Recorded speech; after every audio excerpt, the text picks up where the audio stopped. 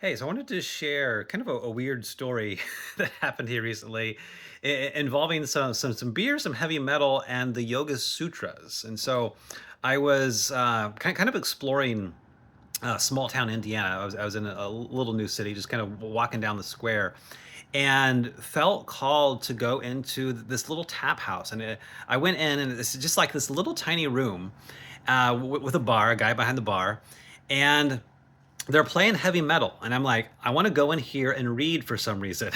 So I go in there. I'm greeted by this heavy metal. The guy hands me a menu, and he's actually got a number of selections from Three Floyds Brewery, which, if you're at all familiar with microbreweries in Indiana, they're like amazing. So he's got Three Floyds on tap, and there was they had something there on it called Black Colossus that I'd never even heard of, but I've had some of their kind of stouter offerings before. And this turned out to be like a spiritual experience in and of itself. That this beer was like unlike anything I've ever had before, especially on tap. And it was just, I mean, it was like transcendental. So I'm drinking this.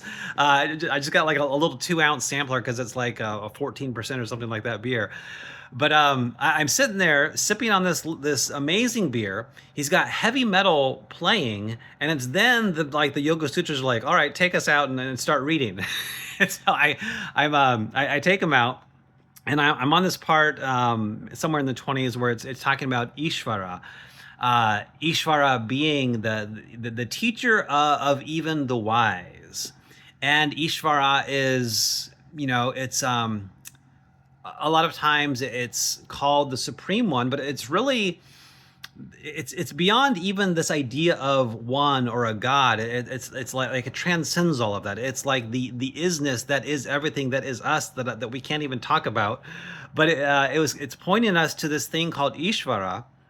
And then it starts talking about how if you repeat its name while reflecting on the meaning, that leads to liberation ultimately. So in this translation I've got in front of me, to repeat it with reflection upon its meaning is an aid.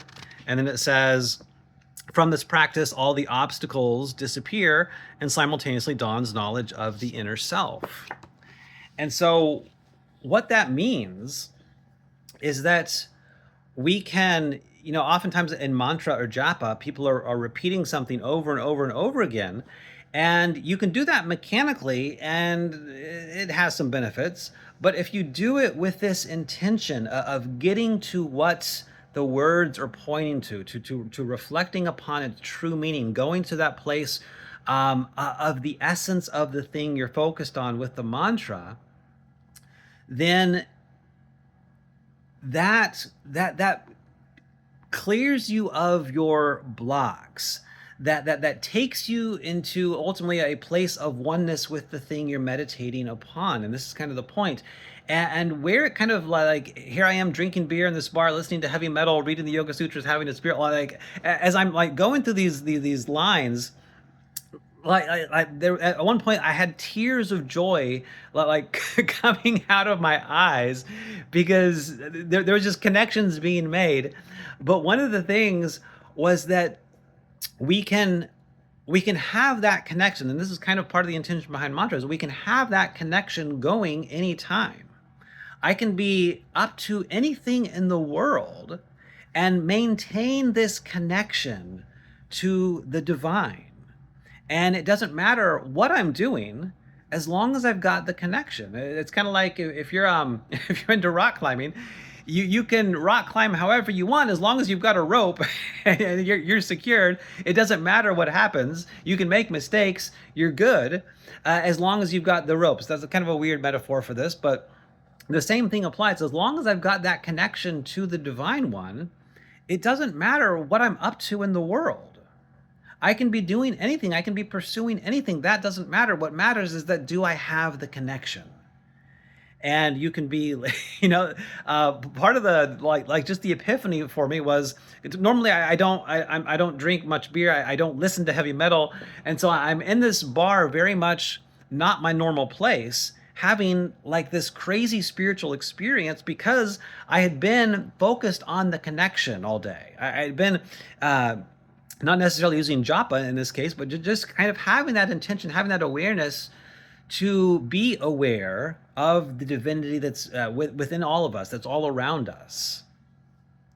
And so when that's there, it's like we can go beyond spirituality. And that's really for me what was going on was I was leaving spirituality, leaving shoulds, leaving, oh, this is pure, this is impure, this is good, this is bad, that whole world of duality that so often can trap us. It's useful for a time, but it ultimately can trap us.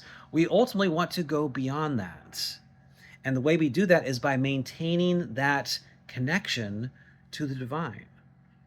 So I was in small town Indiana, drinking beer, listening to heavy metal, reading the Yoga Sutras, crying tears of joy in this weird little tap house bar uh, because of that connection. So it's the connection that matters. Can you find your way in this moment, in any moment, to the divinity that's ever present? Once you find that, stay connected, abide there, and from there comes liberation.